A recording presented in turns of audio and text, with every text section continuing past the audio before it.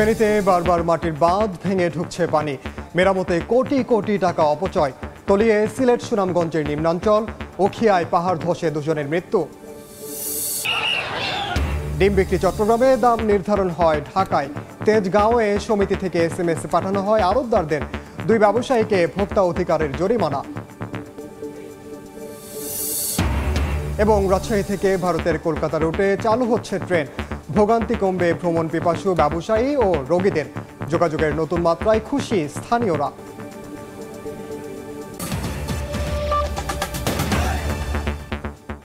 বাংলার সময়ের সঙ্গে আছি আমি ওমর ইনান। রক্ষা করার বাঁধই এখন ফেনীর হাজার হাজার পরিবারের করুণ দশার কারণ। বছর বছর মাটির বাঁধ ভেঙে ঢুকছে পানি, আর মেরামতের নামে অপচয় হচ্ছে কোটি কোটি টাকা। স্থায়ী বাঁধ নির্মাণে প্রতিবারই আশ্বাস দিয়ে উধাও হন জনপ্রতিনিধিরা, নির্বিকার পানি উন্নয়ন বোর্ডও। জুলহাস তালুকদারের ক্যামেরায় আতিয়ার সজলের রিপোর্ট।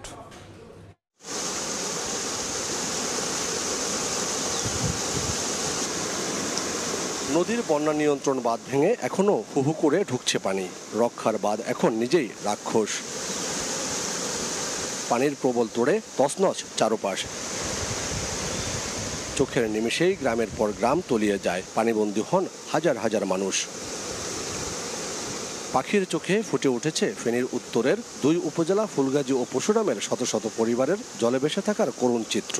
দৃশ্যমান হচ্ছে ক্ষতচিহ্ন। ফেনীর মুহুরী, কহুয়া ও সিলোনিয়া, এই তিন নদী প্রতি বছর জনপদের লাখো পরিবারের জন্য এমন দুঃখ বয়ে নিয়ে আসে। অথচ এসব নদীর আগ্রাসন থেকে রক্ষায় 150 কোটি টাকা ব্যয়ে 122 কিলোমিটার বন্যা নিয়ন্ত্রণ বাঁধ নির্মাণ করা হয়েছে মাটি দিয়ে। সেই বাঁধ ভাঙার কারণে প্রতি বছর পড়তে হয় এমন বন্যার কবলে। ভোগান্তি পোহাতে হয় প্রতি বর্ষা মৌসুমে। অবকাঠামোগত ক্ষতি ছাড়িয়ে যায় কোটি টাকার। হিসাব বলছে 2017 সাল থেকে প্রতি বছর ভাঙনে 5 কোটি টাকার বেশি খরচ হয়েছে বাঁধ মেরামতে। অথচ স্থায়ী বাঁধ নির্মাণের দাবি এলাকাবাসী। পানি সরতেছে না, হানি উপরে উড়ি দুর্গিয়াতে মুড়ি নদীর আট ভাঙি যেতেছে, কিন্তু মাছ টাছ সব নিচে কয় নদী বাগি রান্না বান্না ব্যাগ সব বন্ধ। খনন করলে মানে এটা সংস্কার করলে মানে বুঝে। বছর জুড়ে যদি এ তিনটি নদীর দুতীরের ঝোপঝাড় পরিষ্কার, ড্রেজিং করে গভীরতা ফেরানো, অপরিকল্পিতভাবে বালু উত্তোলন বন্ধ আর নদীর তীরবর্তী এলাকার বাঁধকে কমপক্ষে 100 মিটার দূরত্বে সরিয়ে নেওয়ার কাজটি করা হয়, তাহলে এমন পরিস্থিতি থেকে মুক্তি সম্ভব বলে মনে করছেন স্থানীয়রা। কিন্তু এসব না করা এবং পানি উন্নয়ন বোর্ড ও ঠিকাদারের অনিয়মের কারণেই প্রতি বছর এমন নিত্য দুর্ভোগের শিকার হতে হয় এখানকার জনপদের হাজার হাজার মানুষকে। যদিও স্থানীয়দের এমন অভিযোগ মানতে নারাজ পাউবো। কন্ট্রাক্টরেরা রাস্তার পাশে তুল মাটি তুলি রাস্তা বাদি ফেলে ওই যা গভীর করে তখন বাদ ভাঙ্গি যায়। নদীতে বালু তোলা হয়, বালু তোলা যদি বন্ধ করা হয় তাহলে আমাদের বেড়িবাঁধ ভাঙাতে আমরা রক্ষা পাবো। এটা মরফোলজিক্যাল কারণে এখানে আপনার বিশেষ করে ভাঙনটা এই জায়গাটা বেশি হয়। এটা মানে প্রাকৃতিকগত কারণে আর কি, নদীর প্রস্থটা কম। মুহুরী ও কহুয়া নদীর এই তীরের 122 কিলোমিটার বন্যা নিয়ন্ত্রণ বাঁধের পুরোটাই ঝুঁকিপূর্ণ। এরই মধ্যে ভেঙে গেছে প্রায় 200 মিটার বাঁধ। এদিকে বন্যায় শত শত বিঘা আমনের বীজতলা তলিয়ে থাকায় কৃষকদের মাঝে বিরাজ করছে হতাশা। আতিয়ার সজল, সময় সংবাদ, ফেনী। এদিকে চলতি মৌসুমে তৃতীয়বারের মতো বানের পানিতে ভাসছে সিলেট অঞ্চলের মানুষ। মানবেতর জীবনযাপন করছেন 7 লাখের বেশি বাসিন্দা। বিস্তারিত জানাতে এই মুহূর্তে সিলেট সদরে আছেন সহকর্মী ইকরামুল কবির। সরাসরি যাচ্ছি তার কাছে। ইকরাম, আমি এই মুহূর্তে আছি সিলেটের শালুটিকর এলাকা সদর উপজেলা, তার পাশে কোম্পানিগঞ্জ উপজেলা, তার সামনে হচ্ছে গিয়ে গোয়াইনঘাট উপজেলা।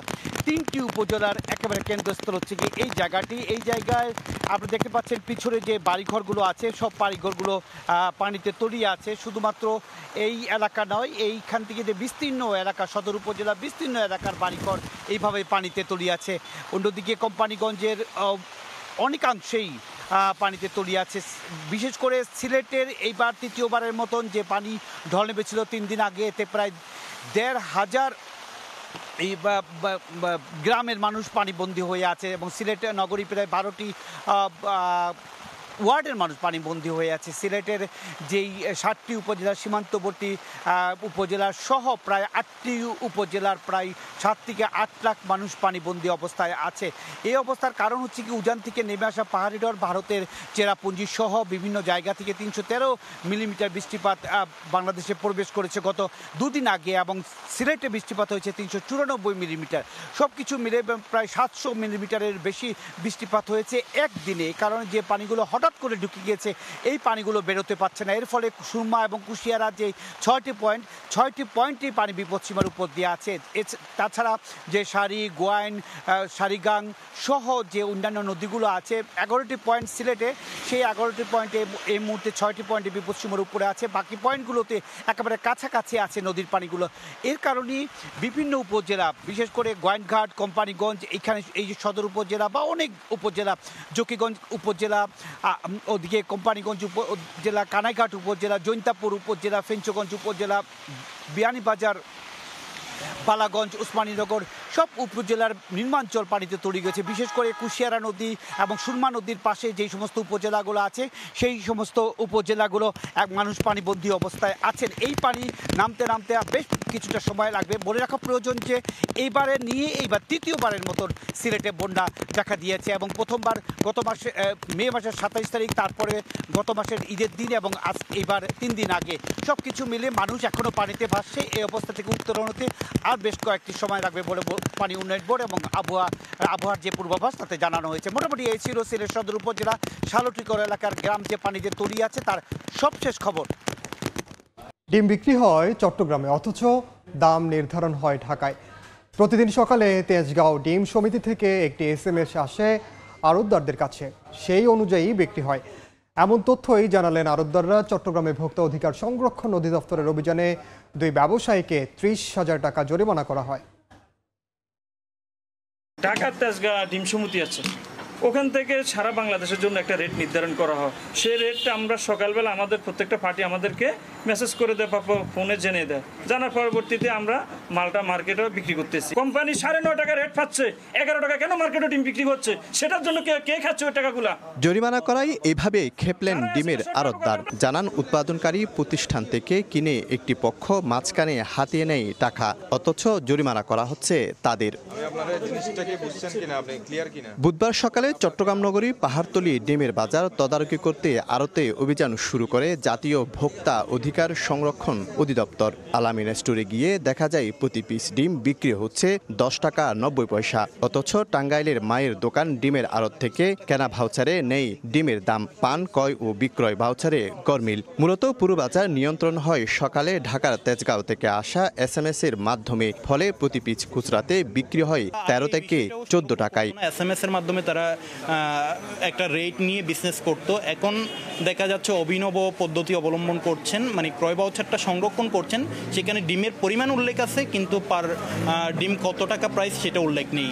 পরে অভিযান পরিচালনা করা হয় রহমানিয়া দরবার শরীফ নামে আরেকটি ডিমের আড়তে। সেখানেও ভাউচারে দর না থাকায় জরিমানা করা হয় 10,000 টাকা। এমন মধ্যে আমার ডিমের হিসাবের সাথে আমার রেটটা ছিল না, যার কারণে আমাকে জরিমানা করা হয়েছে। নগরীর আরও বেশ কয়েকটি ডিমের আড়তে অভিযান চালিয়ে সতর্ক করা হয়।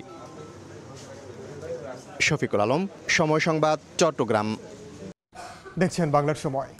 রাজশাহী থেকে ভারতের কলকাতা রুটে চালু হচ্ছে ট্রেন। ভারতের প্রধানমন্ত্রী নরেন্দ্র মোদীর সঙ্গে বাংলাদেশের প্রধানমন্ত্রী শেখ হাসিনার দ্বিপাক্ষিক বৈঠকের পর এই ঘোষণা আসে।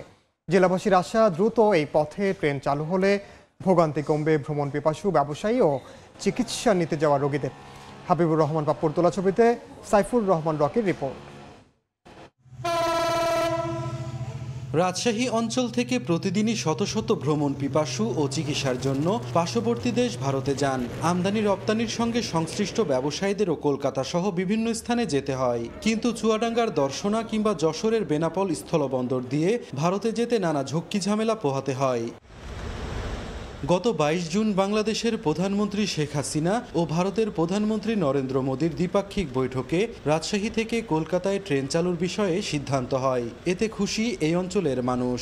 রাজশাহী থেকে কলকাতা সরাসরি ট্রেন যাবে, এই খবর শোনার পর থেকে রাজশাহীবাসী আমরা সকলে খুব আনন্দিত। খরচের দিক দিয়ে অনেকে মানুষ কমে যাবে। এদিকে সামাজিক সংগঠন ও ব্যবসায়ী নেতারা জানান, দ্রুত এই সিদ্ধান্ত বাস্তবায়ন হলে ভোগান্তি কমবে ভ্রমণ পিপাসু ব্যবসায়ী ও রোগীদের। আপনারা এই অঞ্চলে যে অর্থনৈতিকভাবে যে উপকারটা হবে সেটা কিন্তু এই ট্রেন চলাচলের মাধ্যম দিয়ে আরও বেশি বেগবান হবে।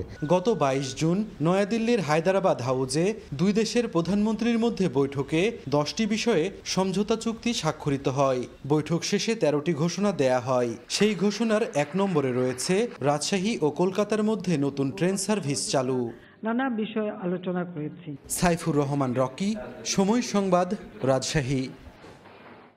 এ পর্যায়ে শীর্ষ সংবাদগুলো জানিয়ে দিচ্ছি আরেকবার।